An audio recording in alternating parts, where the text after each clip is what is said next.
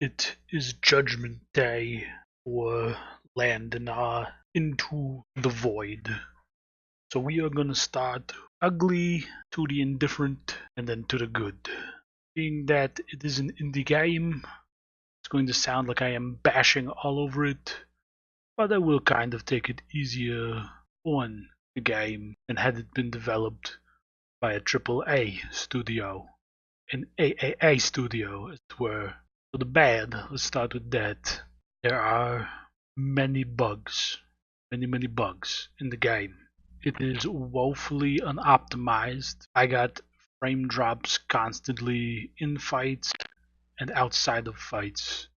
There was no reasoning for it. It should not have happened. It should not be happening. It does need looked at for sure. Bringing us to the second issue. Quests were getting stuck. No particular reason. Chain was just not able to be completed. Even though you were able to talk to the NPC to complete it. I got stuck on the prison without the ability to continue onward without reloading a save and having to start progress all over again. On that same map, I did find an obnoxious background noise that would not go away. It would just repeat on loop like it was on fire constantly. May have been placeholders for later parts of the mission where the base is on fire, but that should be addressed because it is kind of annoying. Another issue that I ran into it with bugs was the character getting stuck on different environmental obstacles. One particular instance, I got stuck on a bench and had to reload a save. The reloading is definitely not good, especially if you have a lot of progress and you get stuck on something before a save point.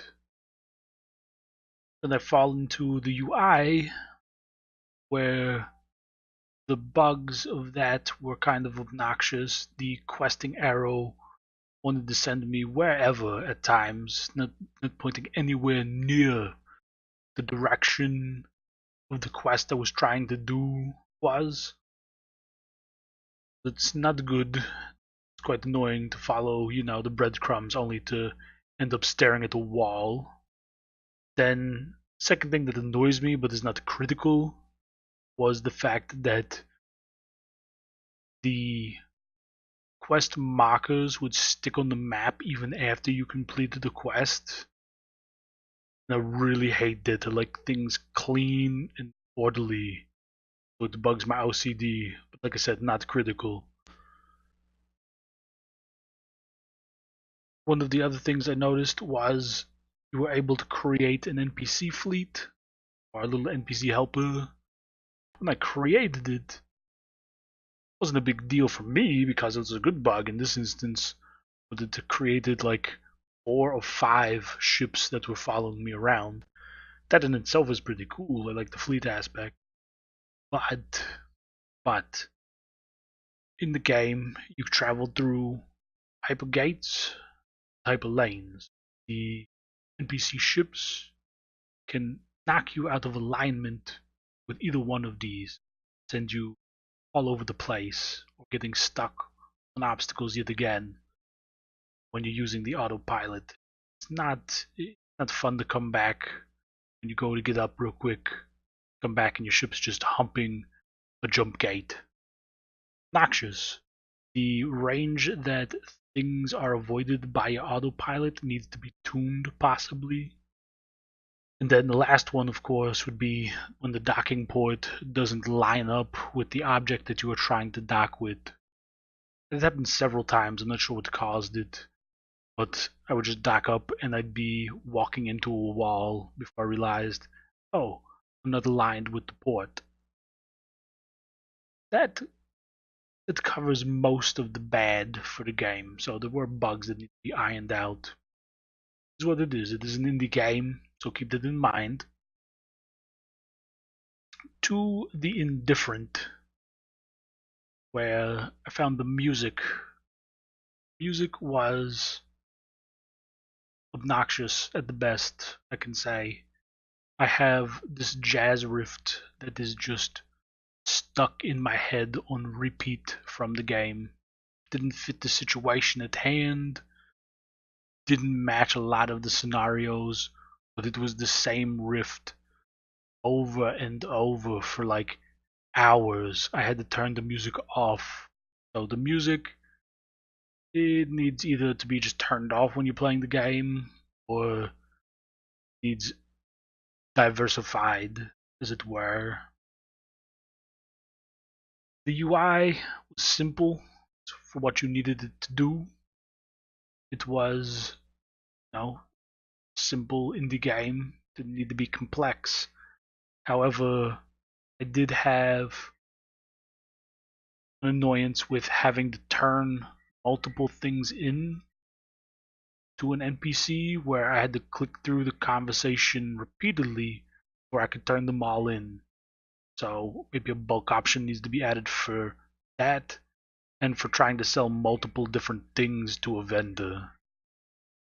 The other issue I had was the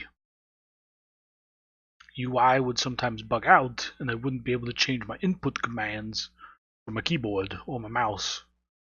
That needs looked at as well. Beyond that, we'll get into the little bit better things about the game. We had basic story. It was your space opera story. You can pretty much guess the plot by the time you start the game, in all honesty. I'm not going to spoil it for you. You can watch my videos of the playthrough if you want to, or you can play it for yourself and get all of the detail in full glory. So your general space opera game.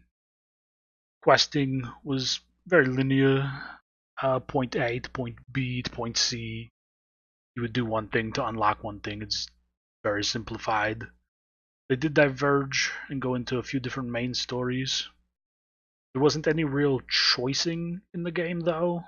You were given one choice and one quest. I don't know if it was due to a bug or just not allowing me to. I wasn't able to pick the second option because it never triggered, which is, I guess, whatever. The environment, I love it as far as jumping on stations, jumping off of stations. However, in space, it feels very devoid, which, I mean, accuracy's sake, space would be very devoid, but expect to see a little bit more traffic in like the main economic hub area, things like that. You don't really run into much NPC every once in a while. Nothing real space lane worthy, as it were. Stations, once you got on the stations and you learned them and you knew where the people were at, never really changed unless West was demanding it change, and then it would fade to black to remove that NPC from said station. The better parts of the game involved, of course, the shipbuilding, which is hilariously fun, trying to optimize your ship, make it the most efficient killing machine and speed demon that you can make it. Had fun inside the shipbuilder. That was a good toy to play with, as it were. Other than that, we get on the real meat, which was the combat. It was a top-down space simulation. If you've played Escape Velocity Nova, or you've played Space Pirates and Zombies, or Space Pirates and Zombies 2, or Endless Sky, or Endless Space, I forget which one it is. You've played a variant of this game, more or less. It is very much the same. Plays the same. You get your 2D pane that you are stuck on, and you're worried about the 300-degree rotation around your ship. Various weapons for various playstyles, long-range cannons, cruise missiles, to machine gun fire, shotguns, all the way to laser beams. So there's a lot of variety in the playstyles to the combat, which of course was its strongest point and feature. Other than that, it is what it is. You know what you're dealing with if you've played any of those games before. Not, you can watch some of the videos of my playthrough and get a real strong idea of what you are looking at if you do play the game. But beyond that, my opinions of the game. Sure, like I said, there were a lot of issues and bugs that I ran across. I absolutely adore space games. I love them to an immense degree. If you give me a sci-fi game, I'm a happy kid, and I will play them all the way through, no matter what. Usually, I'm just gonna have fun doing it. Fuck you! Laser beams for everybody. I would recommend the game due to the simple fact it is space, and you get to fly around in your spaceship and shoot other spaceships and be a space pirate, being a space bounty hunter, being a rebel without the cause, more or less. Like I said, approval from me. It won't get terminated. It is in that same genre. If you like the top-down simulation style of games, it definitely heavily reminded me of the throwback to Escape Velocity Nova, which as a child was one of my favorite games. And that nostalgia effect that had a long reach on me to give it a positive review. If you like the nostalgia of those 90 era style games with updated graphics, sounds, try out the game. You might enjoy it. Give it about a 3 out of 5. Definitely above average. The bugs did drag it down, but it is an indie game. I don't want to knock it down to a 2. So we'll keep it at a 3, where it belongs. If the bugs get ironed out and they take away, sorry, not take away, but if the bugs get taken out and they add to the complexity of the off-board ship activities, like actual combat on the stations, or diversify the story, and we're looking at, the 5 out of 5. Cleaning up the bugs would probably get it a 4 out of 5, but it was very tedious at the points, so we're going to keep it right at a 3 out of 5 this game. That will be Landinar Into the Void's Judgment Day. See you later, Space Cowboy.